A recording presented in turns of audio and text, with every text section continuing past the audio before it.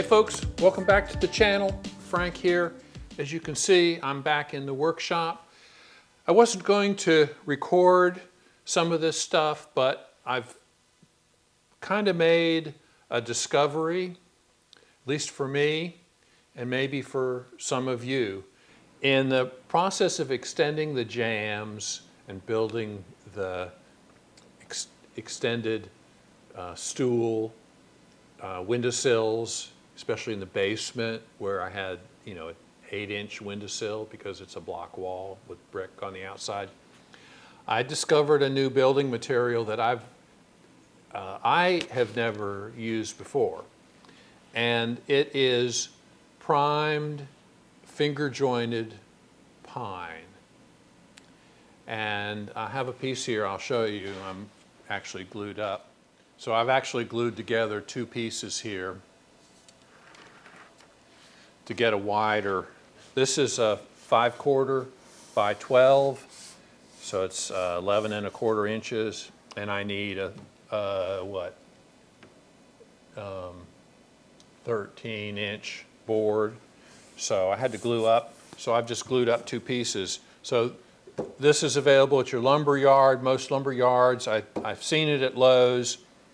I bought it from a local lumber yard here, and it is, this is particular, it's 5/4. It's also available in 4/4 or 3/4 inch lumber. Now, I have planed some of this, and you can see where there are joints in the wood. I don't know if you can see here. Let me see if I can get a little more obvious finger joint. Here's one. So you can see how the lumber is assembled from smaller pieces. So the finger joint here. So you have piece here, piece here, piece here, piece here, a whole series of pieces, and it's all edge glued and finger jointed on the ends. So they create a knot-free board out of smaller pieces of pine, and it is, from what I can tell, almost perfectly stable, and there's no bowing. I have not seen a piece that's anything but perfectly straight. Now this is planed to 7/8 of an inch from the 5/4 board, and once I have this, the glue joint dried on here, I'll plane this, and we'll take a look at how that goes. But anyway, I've just discovered this as a material for painted furniture, primarily for my closet built-in that I showed last week. I've been so focused on completing the addition, I had not been recording much of the work. I didn't record any of the bathroom work, the tiling of the shower, or of the floor. That took a week, basically, 4 or 5 days to, tile the shower, and grout it, and then tile the floor and grout it. I did it in a couple sections, just due to the complexity of the tiling job. So the closet built-in, I spent basically a week, 3 or 4 days in the shop, followed by a day of installation of 1/2 of the cabinets, and then another couple days in the shop doing the smaller side, and another day installing that, a couple days for a couple coats of paint. Basically here I'm 2 weeks into the master closet build. I'm now working on the drawers themselves. I thought I would share some of this drawer construction and this material. So I'm making the drawer fronts out of this. So this is my cross-cut sled. I've got this board just finished cutting. Trim one side like this, slide it over to the stop, which is set here, and then cut the other side, cut the board to length. So I finished cutting all of the drawer fronts and getting ready to route a face profile on the drawer fronts. So here you can see all of the lumber for the drawer boxes. This is all poplar, all, firsts and seconds, FAS. It was surfaced 4 sides, so it was 3/4 of an inch, but I've planed it all down to 5/8. So that'll be the drawer boxes. I mean, the difference between using poplar for the drawer boxes, since you see it, it's not going to be painted, it'll be varnished. I wanted to use clear lumber. I couldn't find decent maple. I would have to drive over 100 miles to a real lumber supplier in order to get good hardwood. This came from Lowe's, which is almost 50 miles from my house. This is poplar, clear poplar, but this is the difference between poplar and this finger jointed pine. Maybe I could have made the drawer boxes out of this. It would have been cheaper, but do I care whether the boxes, show the finger joints and stuff? I mean, I guess I could have painted the drawer boxes, but the plan was to just varnish the drawers, which is the way you would normally see cabinetry made. I cannot find.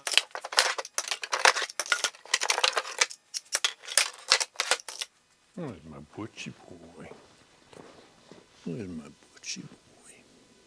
Yeah, you're a good boy. My good boy. Yeah.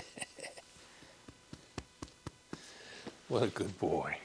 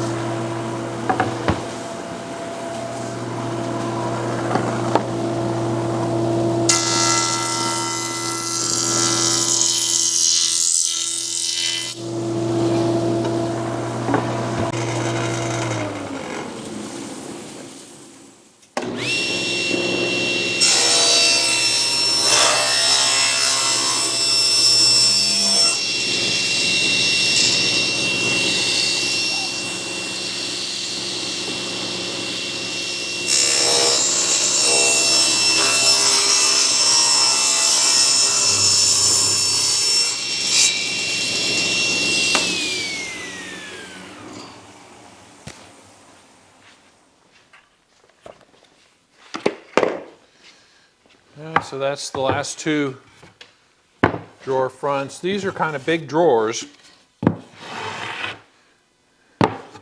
on purpose. I have two that size, three that size, two that size.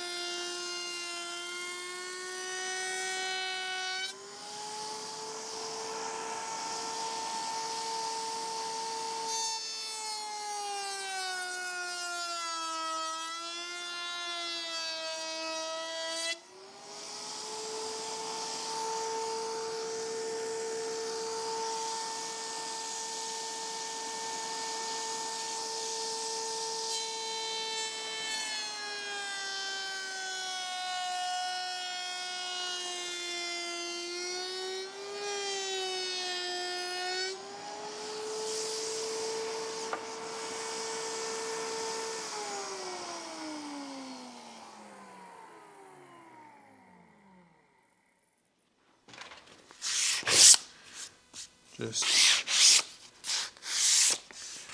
very lightly taking a little bit of fuzz off the end grain.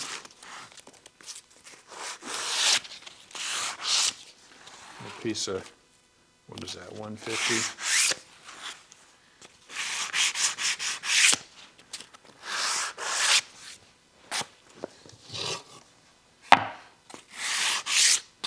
Pretty sharp router bit. Really no fuzz on the long grain, just a little bit here on the end grain.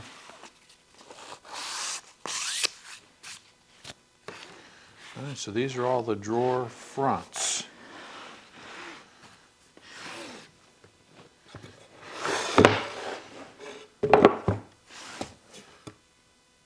apply these to the drawer boxes. Once the drawer boxes get installed in the cabinet, we'll set these on the opening, be a 1/2 inch overlap all the way around. Some of the drawers are kind of on a chunky side here on purpose. Storage, things like shoes, probably go into a couple of the bigger drawers. Not sure everything that'll go in the drawers, but okay, so that's the drawer fronts. There are a total of 7 drawers.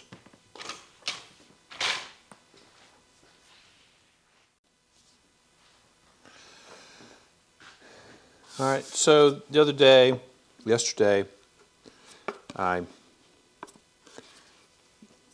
got the first coat of paint on the drawer fronts. Got them drilled for the hardware. We're going to put the second coat on, and we'll go from there.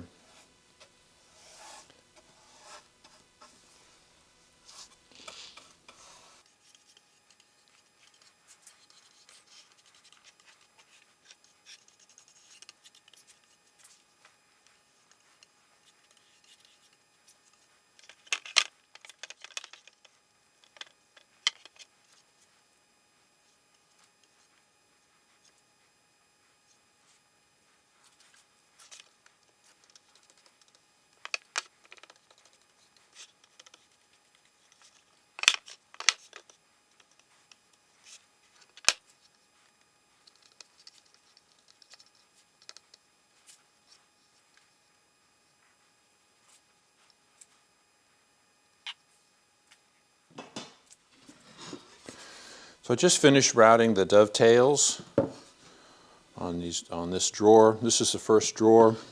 I'll show you that process in a few minutes. But test fitting these. A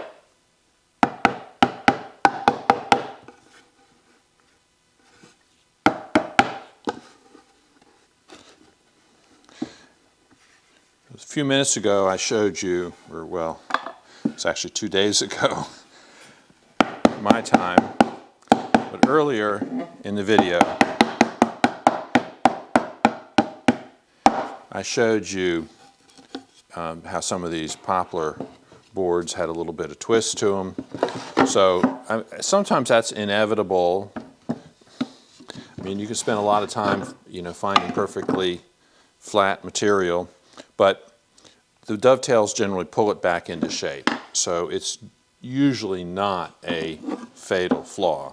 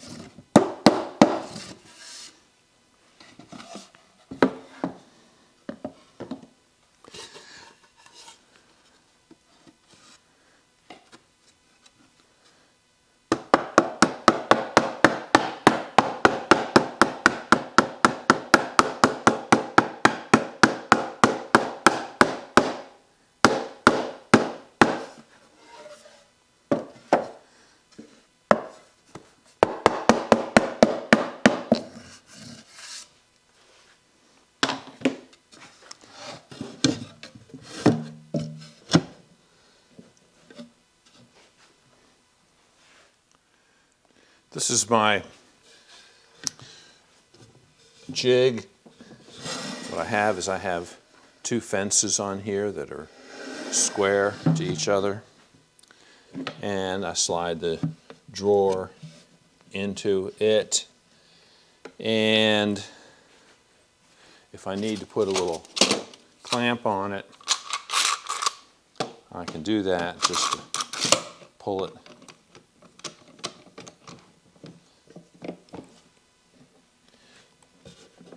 into the corners.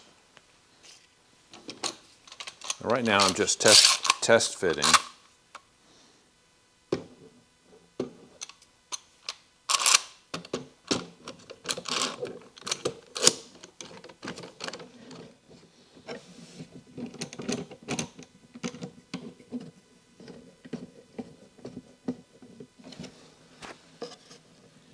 All right, so that just pulls the drawer into this corner so that it's perfectly square. Okay, so that's the first drawer box. Just test. I just finished setting up the dovetailing jig and everything looks fine.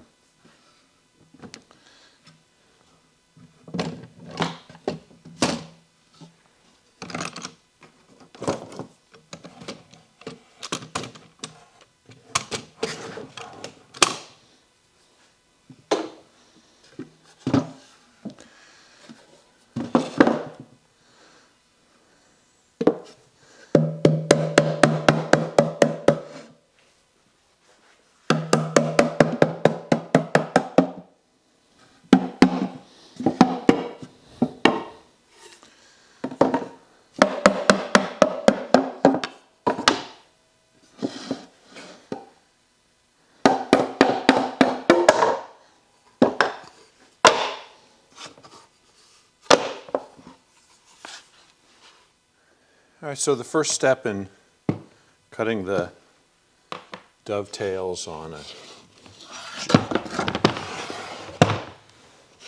standard kind of run-of-the-mill dovetail jig. The one I have is Rockler. I'll show you. Pick my drawers. Pick your outside face and your inside face. I'm going to make this inside.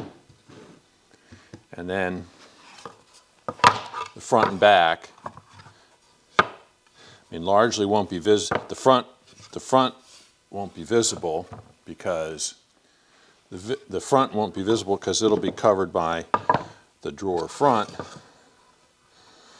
which we just painted yesterday. All right, and so this doesn't make any difference. So you need to have the pieces in the correct order to mill the dovetails. So the way I do it and the way I think typically is instructed is you label these are all inside faces of this drawer. I'm going to call this one A and put a line here, and that signifies where the dado will be cut for the drawer bottom. Okay, so this tells me the drawer bottom. And then this one will be B, this one will be C, and this one will be D. All right, so they have to go in the jig in a particular arrangement, and so this defines how they go, or helps you designates how they go into the jig. All right, so this is my diagram for the pieces A, B, C, and D, and it shows the bottom dado on the edge of the boards, and they're labeled, so this goes into the jig with the bottoms against the left fence, and then they go back in the jig again with the bottoms against the right fence. So this is a vertical board and this is the horizontal board, so we'll get these first, C and D.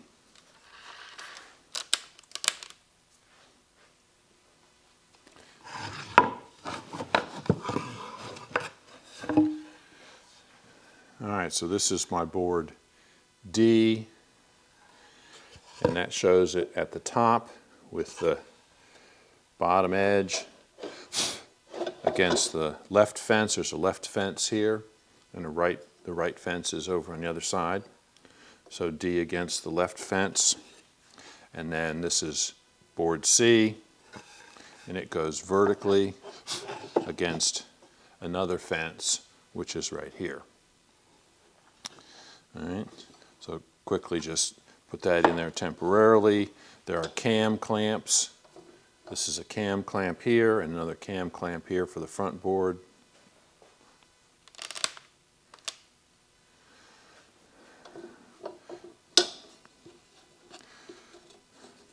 So apply pressure to the dovetail jig, the template. Make sure that the board D is seated against the top surface. Now these two edges need to be perfectly aligned, that is flush. So I loosen the front again, Pressing down on the template, hold the board so that edges are flush, so that the top of the edge of this board is flush with the surface on the horizontal board. Not quite there. Feel it, just check it. That's a little bit high. I did too much there. Yeah. You want to be close on this. It's a little bit fussy. All right, and then I want the two boards to be tight against each other. All right, so you want the boards to be flush here. The top edge of this the end grain, flush with the long grain of the horizontal board. So you want them to be flush and tight together. All right, so we're pretty close there. So I'm going to call that good.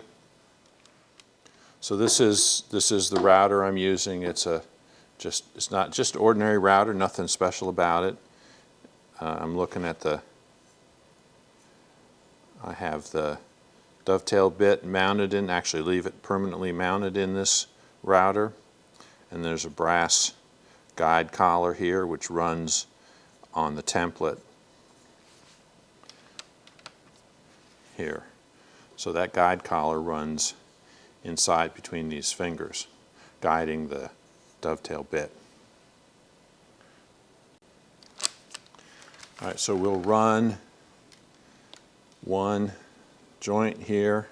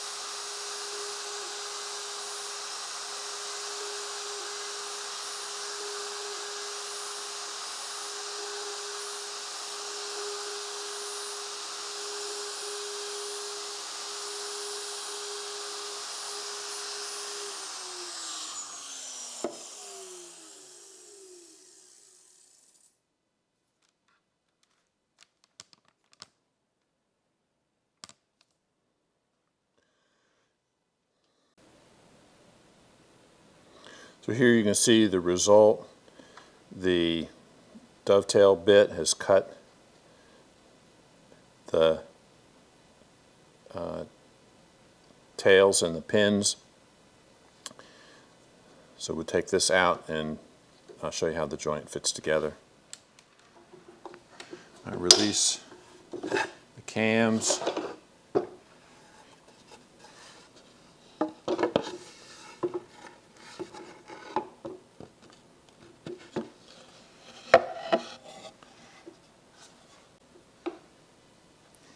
So then you can see how the pins and the tails fit together like that.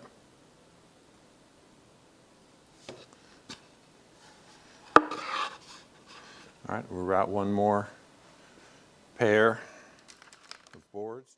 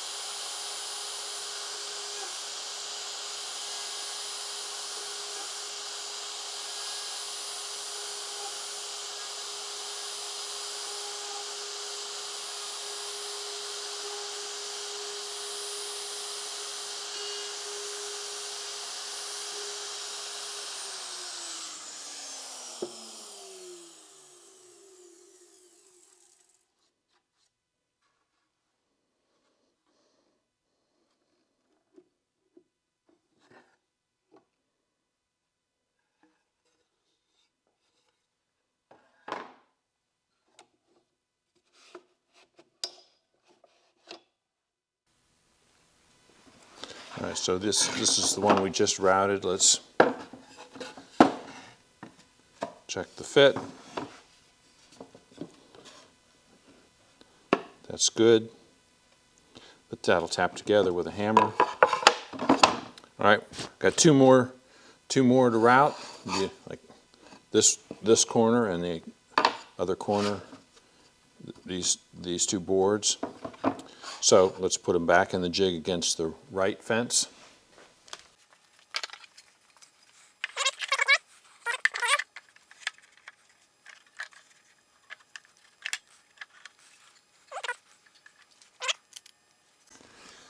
All right, so it's usually a good idea to run and I have not done it every time, run the bit in a climb cut across the face of this board just to cut a little shelf there, cut a little bit to reduce chip out, because when you come with the router bit this way, it's spinning clockwise, so it tends to tear out the fibers here. So we'll run this way once and that'll reduce the amount of tear. I need to remember to do that every time.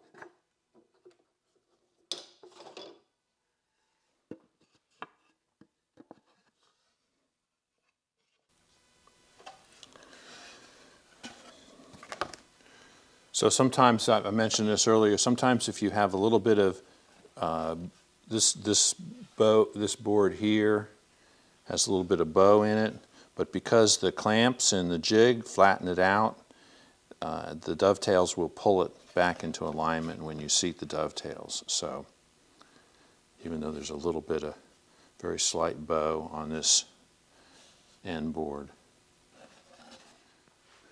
Okay, that's 2 drawers routed, dovetailed. I got 5 more to do.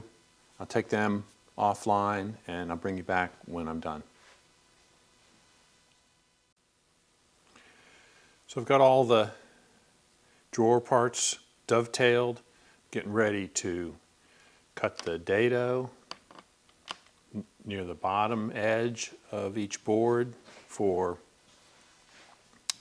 the 1/4-inch plywood. So again, got the bottom edge designated here with the letter for the side and the line indicating that's where the dado is going to be. Raise the blade about 3/8. These boards are all 5/8 inch thick. So we'll go ahead and cut 1 blade width along the bottom, and then we'll move the fence a hair and cut another, run them all through again to make a groove wide enough to fit the 1/4-inch plywood bottoms.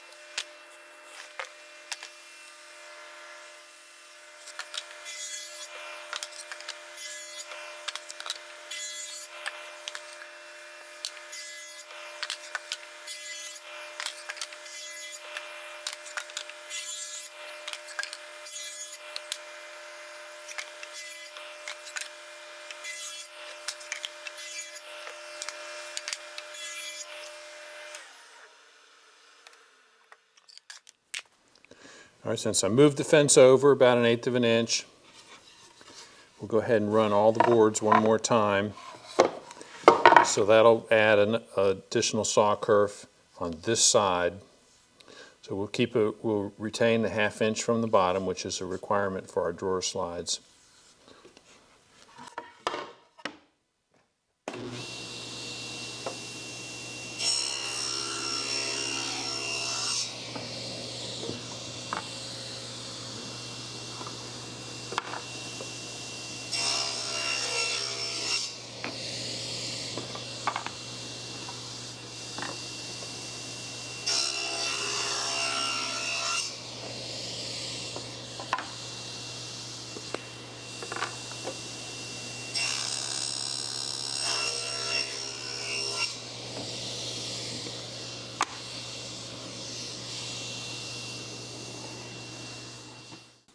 You normally wouldn't glue the panel, but it's plywood. The reason you wouldn't glue it is for allow expansion and contraction, but the fact that it's plywood means that's not going to happen. So you could actually glue the panel into place.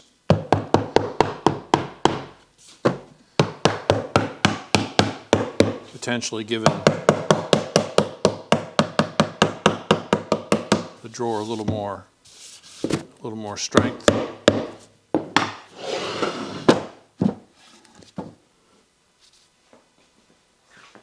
me get my square and let's check this one for square.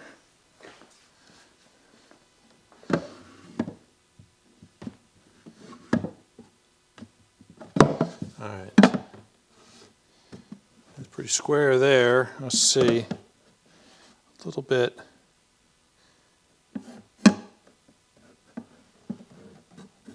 No, that's square. That's square.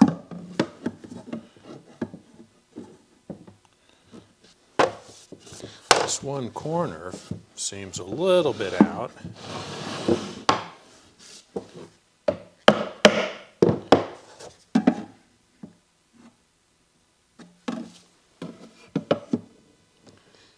This one's perfectly square. That's a little bit. All right, so those are a little bit far open. This one's a little tight.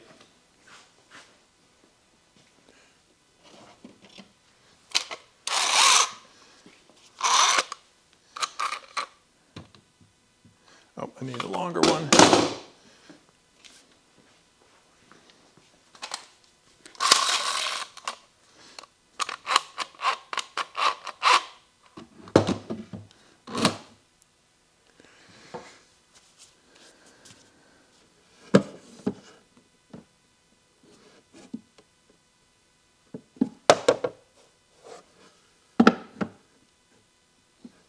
I mean, they're so close.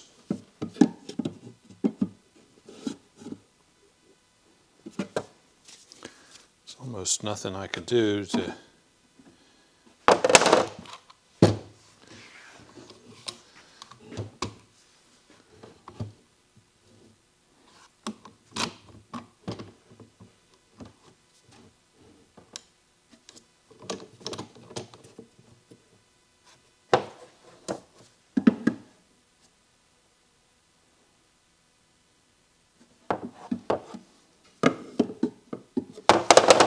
That's too much.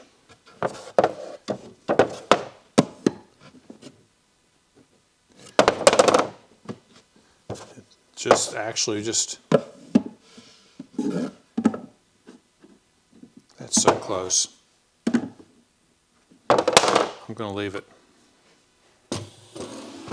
It's so close.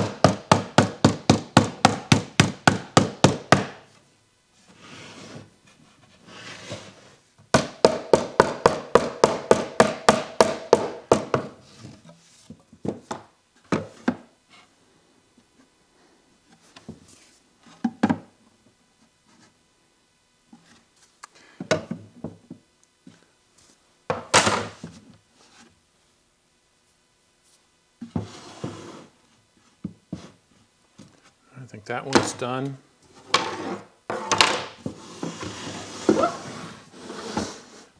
One left. Let's see what we have here.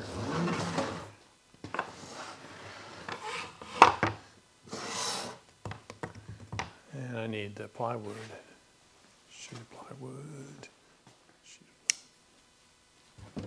All right, I think that's it. 1, 2, 3, 4, 5, 6, and 7. All right, I just finished running the router around the edge of all the drawers.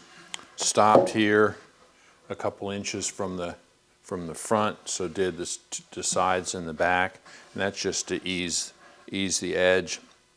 And I left a section here untouched on purpose on all the drawers. So I've got that done. I do want to come back now and sand the dovetails here in case there's any unevenness, so we'll clean that up with the Rotex sander. Really be the first time I've used that particular tool, so on an actual project.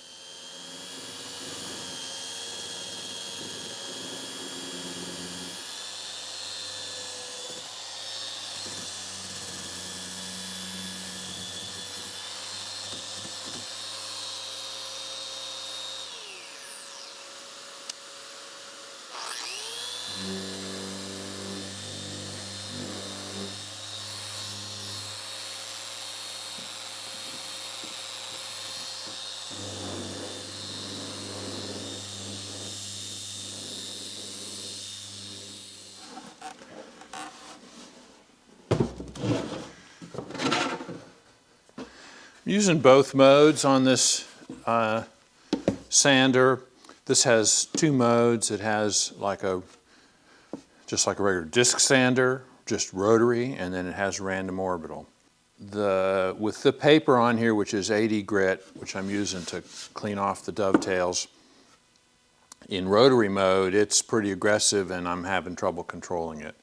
In random orbital, it's much easier to control, but of course it's not nearly as aggressive sanding action. So kind of a toss-up between the 2.